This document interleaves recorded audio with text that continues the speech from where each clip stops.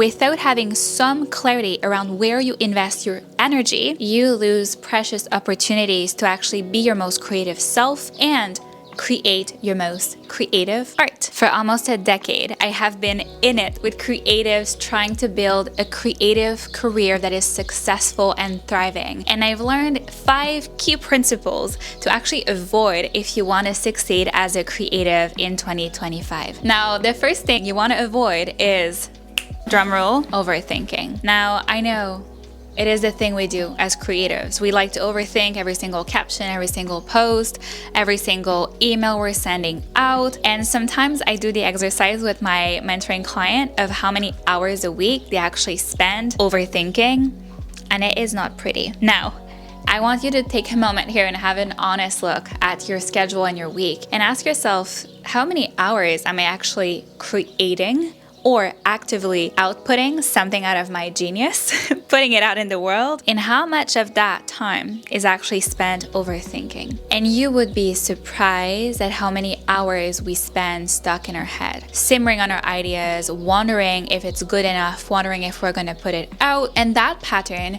is actually such a school pattern from back in the days when we were procrastinating on things we did not want to do. But I want to remind you here, you're a creative. You're one of the ones in the world that gets to have a really, really fun life if you give yourself permission to actually fully go after your dreams and create a thriving, successful career as a creative. So if you could actually delete overthinking right now, you would be able to reinvest all that energy towards what actually matters as a creative, which is putting yourself out there and letting yourself be seen, creating whatever that is you create, whether it is photography, art, music, or genius ideas for your business, and working on bettering your craft. Because as creatives, we are ever evolving. It never ends. And so we want to work on overcoming that overthinking, which leads me to the next point, and it is not managing your time. Oof, this is the eternal battle as a creative. We want to flow, we want to free flow it all, we want to be free and hang out on the beach and create our art and do our thing.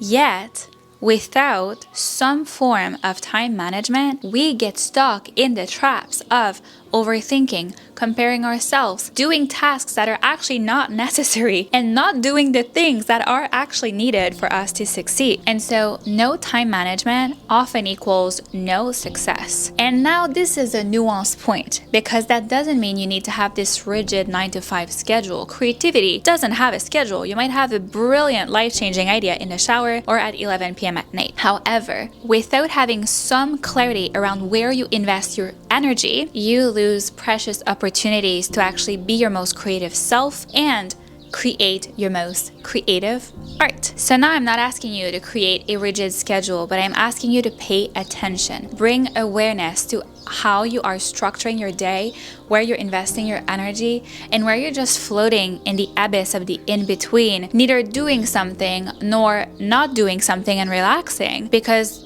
procrastination isn't rest. And that's why one of the main things you want to avoid as a creative is false rest or productivity, which actually disguise procrastination. Because as a creative, this is a trap I see so many fall in. We're trying to do things, so we sit on our computer and we'll do tasks all day, and we've had such a busy day, yet nothing actually productive to our success was achieved, which is why my third point, and the biggest trap of all as a creative, is procrastination disguised as productivity, because we don't give ourselves permission to rest. We don't feel fully recharged, and so we don't have focus and attention. We don't have clarity on our goals and where we're going because we don't have a schedule and we're afraid to set big goals. So we want to feel like we're doing something and we're comparing ourselves, and what happens? We're scrolling. We're procrastinating.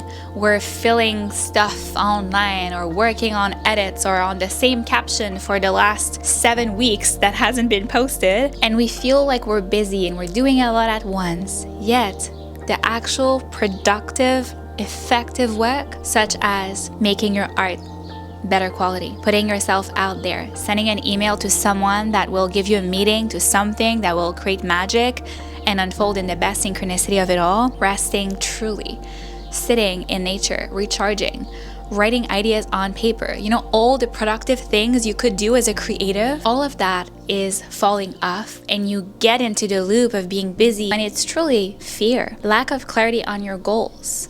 Because procrastination can be so many things, but at the end of it, it's us delaying our true dream life. It's us delaying the world seeing us for who we truly are. And that delay, that fear of being seen, is actually my fourth biggest thing to avoid as a creative, which is staying hidden. Now, this one is a hard one because all of us have a desire to give and offer our art. Yet, sometimes it feels so sacred and vulnerable that we don't want to share it, or we're stuck in those comparison loop that make us feel as though it's not good enough, it's not ready yet, maybe later. There's so many ways in which your hiding can take place, but let me tell you this. If you want to succeed as a creative and you are hiding, you are taking away the chance and opportunity for so many people to actually see you, find you, and for you to be what they've been asking for. Because how many times have you listened to a song when you were sad and it was the exact song you needed to listen to? How many times have you wished you would meet someone that was hosting a workshop for something you've been wanting to do, let's say pottery, and then you saw that workshop ad coming up on your Instagram stories and thought, oh, that's exactly what I need this weekend. Desires met always begin by someone having the courage to be seen and to put themselves out there. And if you're still hiding, whether that is you being on and off on social media or letting your best work sit in your phone note, which I'm guilty of, that is missed opportunity. And if you truly want to succeed, we have to cut this pattern immediately. And there's one last thing we need, truly, and that's the very last thing we need if we want to succeed and if we want to avoid a mistake that is costing years to many, many creatives. The feeling of needing to be already there and not embracing where we are. And I'll title this one kindly, Impatience.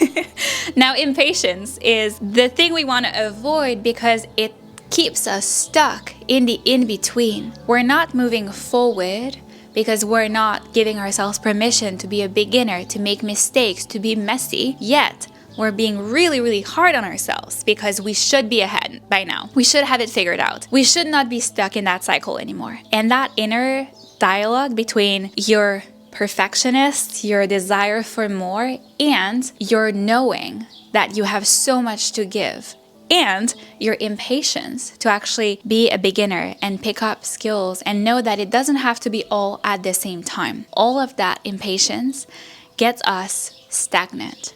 We can't move forward and we can't be here. And what happens? Years go by. On the other end of this is permission. Permission to be a beginner, permission to fail, permission to experiment in public, permission to be messy. And that is the true key and breakthrough to being your most thriving and successful creative self.